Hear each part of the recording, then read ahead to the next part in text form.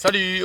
Aujourd'hui on va vous parler d'une plante magnifique qui est là derrière moi. Le printemps est enfin arrivé, ça y est, ça commence à fleurir de partout.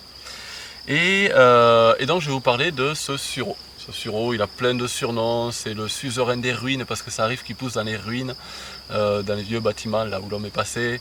L'arbre du petit peuple parce qu'il a le bois qui est creux et qu'il y a des légendes qui disent qu'il y a des luthers et des fées qui vivent à l'intérieur de son bois. Il y a plein de légendes autour de cet arbre, enfin arbuste, et on peut en faire plein de choses. Alors là, moi je vais vous parler de celui-là, c'est le sureau noir. Voilà, il y en a qui disent ça c'est le vrai sureau, et à faire attention à ne pas confondre avec le faux sureau, qui est le sureau yèble. Alors ça c'est des choses que moi je pratique pas, dire des vrais et des faux. Non, les deux sont vrais. Il y en a un qui est le sureau noir, qui fait des fruits qui sont très faciles à consommer, des fleurs qui sont très bonnes à consommer aussi. À pas confondre donc avec l'autre, le sureau yèble, qui fait des fruits qui sont un peu plus laxatifs. Du coup, faire attention. Mais moi, ce que je dis en général, c'est que si vous un jour vous faites de la confiture de sureau yèble, si c'est bien fait, c'est pas dangereux, vous pouvez le consommer, mais juste vous le mettez la confiture dans l'armoire à pharmacie, et le jour où il y a quelqu'un qui souffre un peu de constipation, et au lieu de faire du sureau normal, vous faites une tartine de sureau yèble, ça draine un peu, c'est génial, ça passe. Donc voilà, c'est pas du faux sureau, il marche aussi. Je reviens à lui. Donc ça c'est le sureau noir. Pour faire la différence, celui-là c'est le seul qui fait du bois, il est arbustif. L'autre il est herbacé, il fait pas de bois. On dit souvent il y en a un qui a les fruits vers le haut, l'autre qui a les fruits vers le bas. Le sureau yèble donc, l'autre, celui qui est herbacé, il va faire les fleurs vers en haut et les fruits vers en haut. Et celui-là, donc il fait les fleurs vers en haut, vers en bas, ça dépend. Et les fruits sont en général toujours vers le bas. Si vous voyez du bois, de toute façon, c'est forcément le sureau noir. Voilà, après pour le sureau noir, donc il a plein d'utilisations, celui-là il est génial. Alors je disais tout à l'heure avec le bois qui est creux, on peut faire des instruments de musique, des kazoo, des sarbacanes, plein de choses sympas. Qu'est-ce qu'on peut faire d'autre encore avec le bois? Alors là c'est pas forcément quelque chose qu'on peut faire avec, mais c'est une petite anecdote rigolote sur le sureau. Je sais pas si vous connaissez un peu l'histoire le langage des fleurs. À une époque, on le fait un peu moins aujourd'hui, il y en a qui le font toujours. Offrir une fleur à quelqu'un, il y a toujours un message qui est caché derrière selon la fleur que c'est. Et quand on offrait du sureau ou quand on mettait du sureau devant chez quelqu'un, ça voulait dire que cette personne avait les bras creux. Donc c'est à l'époque où on embauchait les gens pour travailler. Quand quelqu'un embauchait une personne et que cette personne n'était vraiment pas efficace au travail, on allait lui mettre une branche de sureau devant sa maison et ça montrait à tous les autres toutes les autres personnes qui voyaient ça, cette personne-là, elle a les bras creux, ça veut dire qu'elle est un peu faible au travail.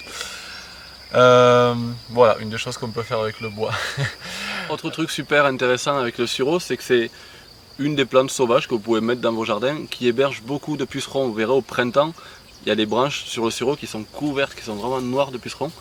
Et ça permet aux premiers prédateurs des pucerons, quand ils se réveillent au printemps, d'avoir déjà des choses à manger. Là, si vous regardez de près, à cette période-là, des pucerons, il n'y en a plus un seul, ils sont tous fait bouffer. Et c'est bien parce que juste à côté, on a d'autres plantes qui sont super intéressantes pour ça. Là, juste à côté de moi, il y a de l'absinthe.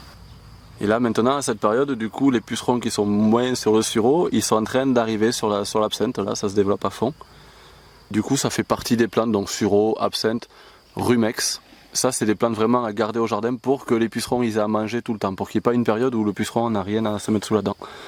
Et si vous n'avez pas ces plantes-là, ce qu'ils vont se mettre sous la dent, ça sera vos fèves et vos plantes, vos rosiers. Voilà, donc intéressant à garder en plus pour ça au jardin, le sureau. On va revenir du coup à la cuisine un petit peu. Il y a plein de choses super sympas qu'on peut faire avec les fleurs et les fruits. Donc les fleurs, c'est un peu un arôme de vanille, c'est un des autres surnoms qu'on donne au sirop, c'est la vanille du pauvre. Donc avec les fleurs, on peut faire des boissons, on peut faire des sirops, on peut faire des pétillants en mettant les fleurs à macérer dans de l'eau avec du citron, du sucre au soleil, et on le laisse fermenter un petit peu. Il y a un ferment naturel dans la fleur de sureau qui fait que ça va se mettre à pétiller. Et on peut faire des beignets aux fleurs de sureau. Alors ça, on va vous montrer la recette là dans un petit instant. Et après, une fois que la floraison est passée, avec les fruits, on peut faire plein de choses aussi. On peut faire des confitures. Il y a le surart qu'on peut faire. Après, il y a des espèces de cuissons qu'on peut faire avec les fruits, qu'on laisse cuire très longtemps. Ça fait une espèce de caramel au sureau sucré. Voilà, c'est vraiment super sympa. Pour les fruits, donc je parlais tout à l'heure du sirop Yèble qui peut être un peu laxatif et compagnie, mais celui-là, si le fruit est pas mûr, il peut l'être aussi. Donc peut-être que plus tard on vous fera une vidéo, on vous montrera comment faire pour trier les fruits. Là je peux vous l'expliquer vite fait comme ça, c'est quand vous triez les fruits, mettez-les dans de l'eau. Et en général tous les fruits qui flottent, tout ça, c'est qu'ils sont pas mûrs, ceux qui sont bien mûrs ils coulent. Donc voilà, faites-les tremper dans de l'eau, vous verrez bien. Une fois que vous connaîtrez, vous saurez voir un petit peu quand c'est à bonne maturité. Voilà, et ben là du coup je vais vous faire partager ma petite recette de beignets un peu à ma façon. On va à la cuisine? Allez! Alors c'est parti pour la pâte à beignets, je vais vous montrer comment moi je fais une pâte à beignets.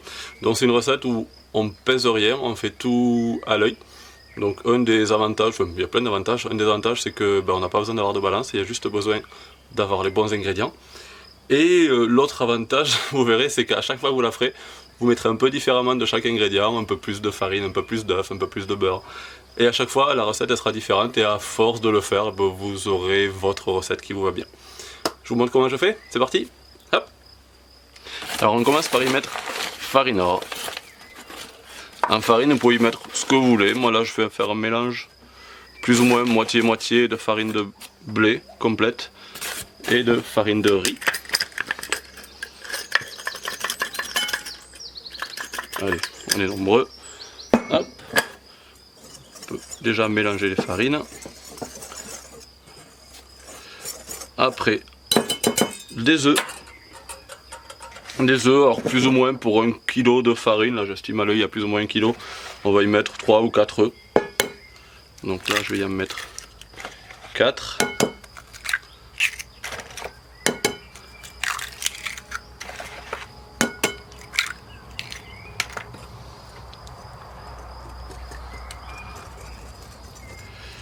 Et un peu de beurre fondu.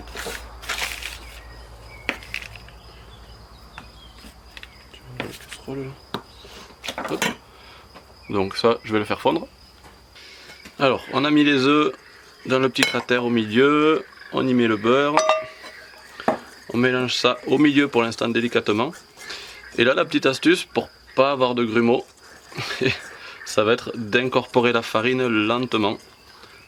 Et au fur et à mesure, rajoutez-y un peu de lait. Le but c'est d'avoir une pâte assez épaisse au début. Là, moi j'y mets un peu de lait de vache, un peu de lait de riz. Pour les véganes, vous pouvez faire 100% lait de riz, vous pouvez remplacer le beurre par de l'huile végétale. Et au fur et à mesure que c'est trop épais, on y rajoute un tout petit peu. On continue à prendre la farine doucement. Quand on est à peu près à ce stade là, le secret pour pas avoir de grumeaux, avant de la faire trop liquide, c'est déjà là bien la battre. Les grumeaux, c'est à ce moment là qu'on les casse un peu.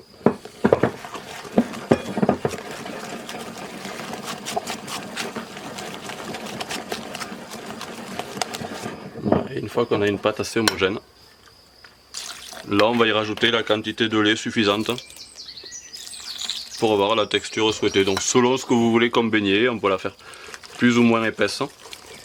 Si vous voulez faire une pâte à crêpes, vous mettez encore plus de lait et vous l'aurez plus liquide. Et c'est la même chose au final.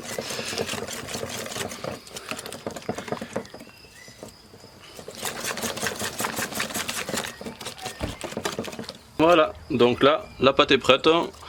Vu qu'il y a de la farine dedans, c'est bien toutes les pâtes que vous faites à base de farine de laisser reposer un peu la pâte. Vous allez voir, elle va s'épaissir un peu avec la farine qu'il y a dedans. Et voilà, on laisse reposer un peu et puis il n'y a plus qu'à faire des beignets. Une fois que votre pâte est prête, vous n'avez plus qu'à aller cueillir des fleurs. Alors pensez à cueillir les fleurs avec un morceau de tige parce que c'est ça qui va vous servir à les tenir, à les tremper dans l'huile et le sucre après. D'ailleurs le sucre, vous avez vu que dans la pâte j'ai pas mis de sucre. Comme dans une pâte à crêpes, une pâte à beignets, il faut pas mettre de sucre sinon c'est ça qui va faire que ça accroche dans la poêle. Donc voilà, gardez un petit morceau de tige, remplissez une casserole avec de l'huile.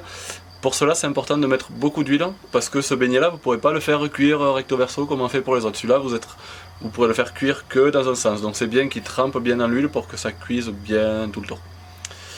Voilà, et ben c'est parti pour la cuisson. Je vous montre comment on fait traditionnellement dans une cuisine. Et puis si vous avez envie, regardez à la fin de la vidéo, je vous raconte une autre histoire de beignets.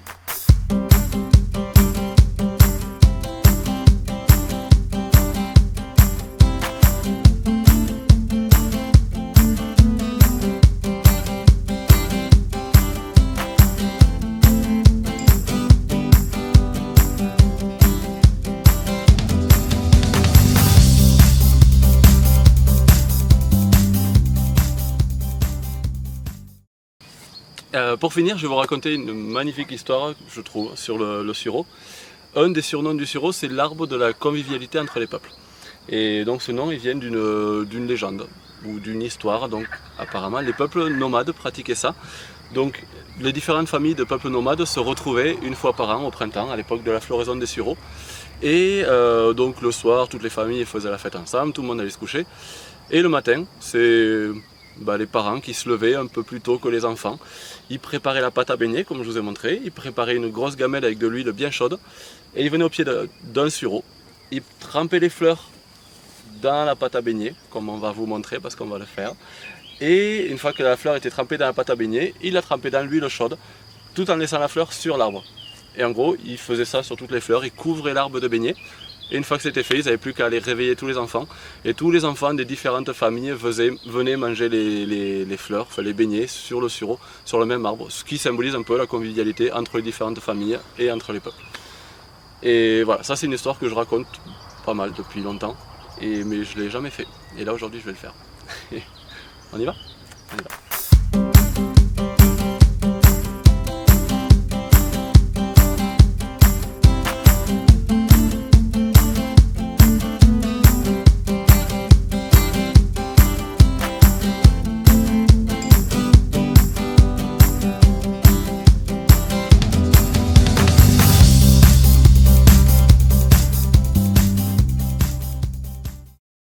Presque terminé, il reste juste la dégustation. Si vous voulez essayer de le faire chez vous, essayez de le faire chez vous. Racontez-nous comment ça s'est passé parce que c'est vraiment pas évident. C'est pas évident de garder l'huile chaude en fait quand on trempe les fleurs dans l'huile. Mais voilà, on a réussi, il y a les fleurs dessus. Dans un instant je vais sonner la cloche parce qu'il y a plein de woofers qui traînent un peu partout autour de moi et quand on sonne à la cloche, ils devraient tous arriver. Et voilà, si ça vous a plu, n'hésitez pas à laisser des commentaires, abonnez-vous à la chaîne, à la page Facebook, tout ce que vous voulez. Et puis si vous voulez qu'on puisse continuer à faire des vidéos, vous pouvez toujours participer sur Tipeee.